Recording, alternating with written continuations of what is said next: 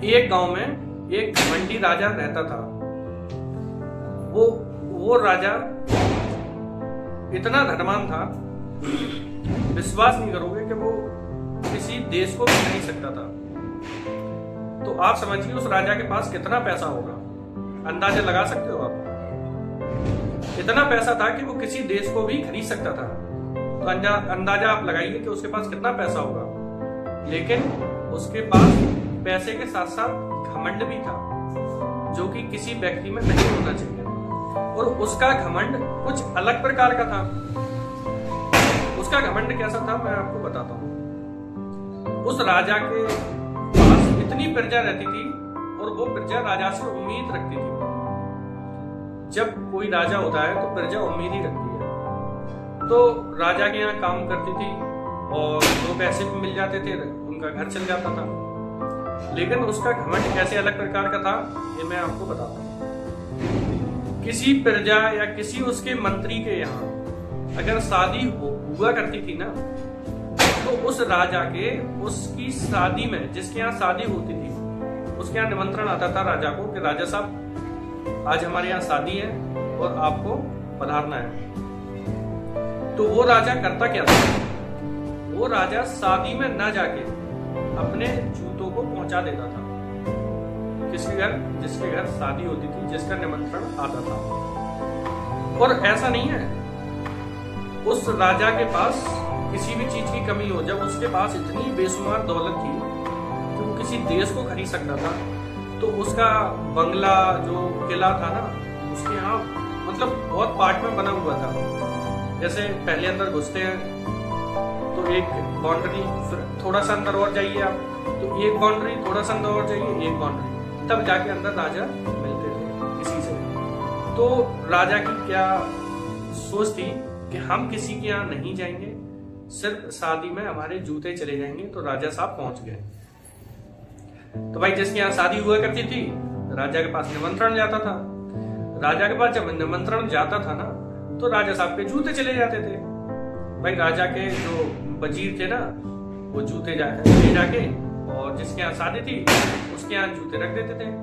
और जिसके यहाँ जूते जाते थे तो उसके यहाँ भी बैठने की, जूतों की व्यवस्था की जाती थी। यहाँ राजा साहब बैठेंगे, उनके वहां जूते रख दिए जाते थे। और उस जूतों से उस शादी में ये राजा का मैसेज था, इसको फील करो कि हम वहां पधार चुके हैं। तो सोचो आप, राजा के पास कितना बड़ा घमंड था। पैसे के साथ साथ दुनिया में पैसा होना बहुत जरूरी है, लेकिन घमंड होना जरूरी नहीं है। तो जब वो जूते पहुंचा देते थे तो जनता में बहुत खुशी होती थी कि चलो राजा साहब नहीं आए, उनके जूते आ गए। वो पे ट्रेंड ऐसा था कि एक क्या जूते पहुंच गए ना, तो दूसरा भी निमंत्रण देता था राजा साहब को। भाई जनता तो होती वैसी है, तुम्हें ही पता है कि भाई उसके यहाँ जूते आए, मेरे यहाँ भी जूते आने चाहिए। क्योंकि भाई अब जनता तो जनता ही है, एक दूसरे की सेंग तो लगती है। जब दूसरे के यहाँ जब जूते पहुंचे, तो जब दूसरे के यहाँ शादी होती है तो निमंत्रण दे आता है, राजा साहब आइए, पधारिए, आपका हम स्वागत करेंगे, आपको आना है, जरूर आना है। तो भाई राजा साहब के फिर जूते आ गए। जब उसके यहाँ जूते आ गए तो तीसरा तैयार जूते मंगाने के लिए। जनता भी तो वैसी होती है, लेकिन राजा का घमंड, जनता तो मूर्ख होती है। भाई उसके यहाँ जूते आए तो तीसरा व्यक्ति देगा कि भाई राजा साहब के उनके यहाँ जूते आए हैं, तो मेरे यहाँ जूते क्यों नहीं आएंगे। तो राजा साहब को वो भी निमंत्रण देते हैं, वो भी जूते मंगा लेते हैं। लेकिन उसमें कुछ लोग ऐसे समझदार निकले, जागरूक थे, तो उन्होंने सबको बताया, जनता को, कि भाई राजा साहब सबके यहाँ जूते बेचते हैं, अच्छी बात है, लेकिन हम लोग को वहां जाते हैं, वो जाना भी चाहिए।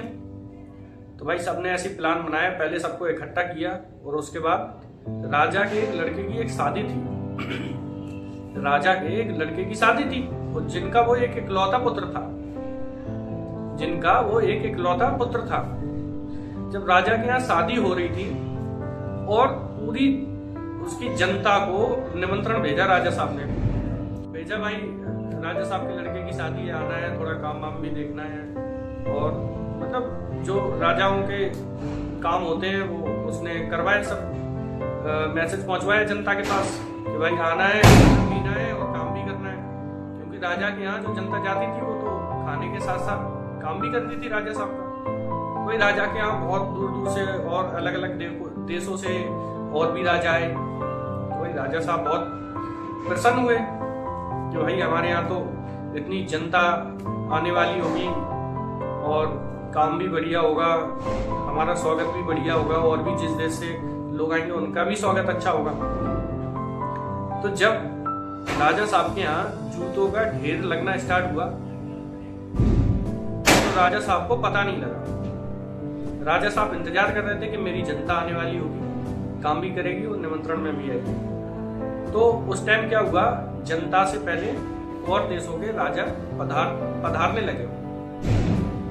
जब तक जो समझदार लोग थे उन्होंने जनता को पढ़ाया, सिखाया कि राजा साहब आपके यहाँ जब निमंत्रण में जूते बेचते हैं तो राजा साहब का एक ही तो बच्चा है, उनके यहाँ 4-5 लड़के तो है नहीं, तो उनके यहाँ भी जूते भेजो। इससे अच्छा हो सकता सम्मान ना हो कोई, क्योंकि सिखाया तो राजा ही ने है। राजा ने ये सिखाया है कि भाई जूते भेजने से राजा पहुंच जाते हैं। तो उसने सारी जनता को बताया, तुम लोग मूर्ख हो, अगर तुम लोग जाओगे तो राजा साहब को अच्छा नहीं लगेगा। आप अपने जूतों को राजा साहब के दरवाजे पे छोड़ाओ। तो आप पहुंच गए वहां पे, ये मान के चलिए आप। तो भाई लोग क्या करते हैं, अपने अपने जूते और घर वालों के जूते सारे इकट्ठे करके वो राजा साहब के दरवाजे रखाते हैं और वहां पे मेहमानों का आना स्टार्ट हो गया। बाहर से जो लोग आना स्टार्ट हुए, राजा मंत्री और भी जो विदेश से आना थे वो आने वाले थे, वो आ चुके, वहां पे आना स्टार्ट हो गया। जैसे ही उन्होंने एंट्री मारी तो उन्होंने जो पार्टीशन थे ना, राजा की जो किला बना हुआ था जिसमें जो पार्टीशन थे, जैसे अंदर घुसते थे थोड़ा और स्पेस था लॉबी टाइप का, और अंदर घुसे तो और स्पेस, तो वहां पे जूतों का ढेर लगा पड़ा। इतना जूता कि कितनी जनता थी राजा साहब की, उतने सारे जूते, परिवार के जूते, बच्चों के जूते, चप्पल जो भी थे सब। तो विदेश के जो राजा थे तो उन्होंने सोचा राजा साहब की वाह वाह क्या वाह, राजा साहब वाह, मतलब उनकी कल्पना नहीं थी वो क्या सोच रहे थे। तब जाके अंदर देखा तो वहां पे कोई चिड़िया नहीं मिली। क्या नहीं मिली? चिड़िया। तो घमंड जीवन में कभी नहीं होना चाहिए। जैसा बोओगे वही काटोगे, आज नहीं तो कल। हो सकता है लोग आज मूर्ख हो लेकिन कल सुधर जाएंगे, लेकिन आपको जो बोओगे वही काटना पड़ेगा। तो इसलिए घमंड जीवन में कभी नहीं रखना चाहिए। जो है उसमें खुश रहो, मस्त रहो, स्वस्थ रहो। जीवन में कभी भी घमंड नहीं करना चाहिए। आप जो बोओगे वही काटोगे। मैं फिर से बोल रहा हूँ, आप जो बोओगे वही काटोगे। जीवन में घमंड कभी नहीं करना चाहिए। घमंड करोगे आपके साथ वैसा ही होगा जैसा राजा के साथ हुआ। तो आप लोगों से रिक्वेस्ट है, कभी पैसा आए या आप धनवान हो या आप पहले से धनवान हो या नए धनवान बनते हैं, तो जिंदगी में घमंड कभी नहीं होना चाहिए। अगर घमंड हुआ तो घमंड टूटता भी है, रावण का भी टूटा है घमंड। अगर ये वीडियो अच्छा लगा तो इसको सब्सक्राइब तो कर दीजिए, आप लाइक भी कर दीजिए। अगर आपके कोई ग्रुप से हुए हैं तो उसमें आप शेयर कर दीजिए। अच्छा लग रहा है तो सब्सक्राइब तो कर ही दीजिए, जिससे हमारा कोई भी नेक्स्ट वीडियो बनेगा वो आप तक पहुंच जाएगा।